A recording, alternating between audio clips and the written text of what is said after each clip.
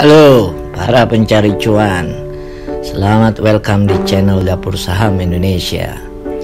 Channel yang akan membawa lo semua sadar akan kenyataan di bursa saham. Morgan Stanley Capital International atau disingkat MSCI adalah sebuah perusahaan keuangan ternama di dunia. Lembaga ini diambil dari nama perusahaan Morgan Stanley, bank investasi multinasional Amerika dan perusahaan jasa keuangan yang berkantor pusat di New York, Amerika Serikat. Tercatat memiliki kantor di lebih dari 42 negara dengan jumlah karyawan tidak kurang dari 60.000 orang. Morgan Stanley diambil dari nama para pendiri awal, yakni JP Morgan, Henry Sturgis Morgan, cucunya si JP Morgan, dan Harold Stanley. Lu bisa bayangin kan berapa modal perusahaan milik orang-orang kaya Amerika ini. Per 2021 lalu, ekuitas perusahaan Morgan Stanley naik 105,44 miliar. Lu rupiahin sendiri deh. Kalau lu yang belum tahu, MSCI, Morgan Stanley Capital International ini dikenal sebagai penyedia ekuitas global, pendapatan tetap atau fixed income, juga mengembangkan alat analisis portofolio multi aset termasuk alat analisis pasar modal. Jadi, sebagai penyedia ekuitas, Morgan Stanley ini bisa dibilang masuk dalam kategori bandar saham yang suka jaga dan nungguin saham sebuah emiten. Tentu saham-saham yang dijaga yang dinilai oke dan bagus, seperti yang dimuat dalam indeks MSCI Indonesia. Indeks ini diterbitkan secara reguler dan dievaluasi secara rutin. Diluncurkan pertama kali pada bulan Januari tahun 2021. Nah,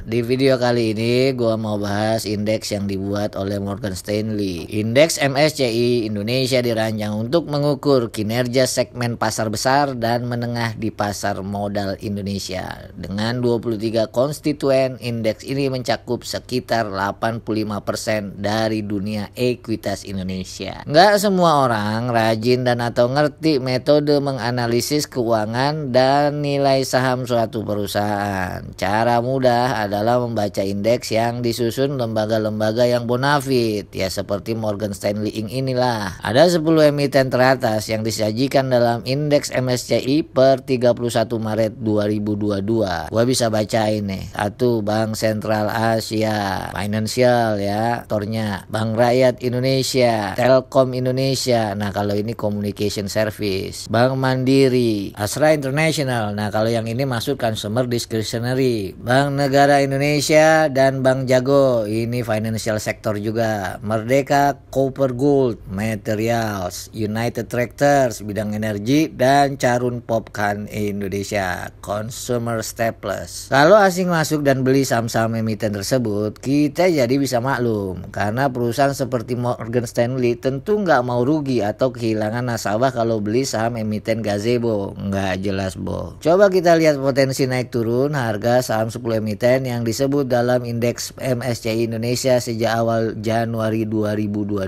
sampai dengan hari Selasa 26 April 2022. BBCA naik 10,92% dari harga 7.325 ke harga 8.125. BBRI udah naik 18,8% dari harga 4.180 ke harga 4.940. Telkom naik 13,88% dari harga 4.180 ke harga 4.760. Bank Mandiri juga naiknya 18,44% dari harga 7.050 ke harga 8.350. ASII naik 25,76% dari harga 5.725 ke harga 7.200. Bank BNI naik 42,75% dari harga 6.725 pada 3 Januari 2022 menjadi 9.600. Harto kode saham Bank Jago turun minus 28,43% dari harga 17.325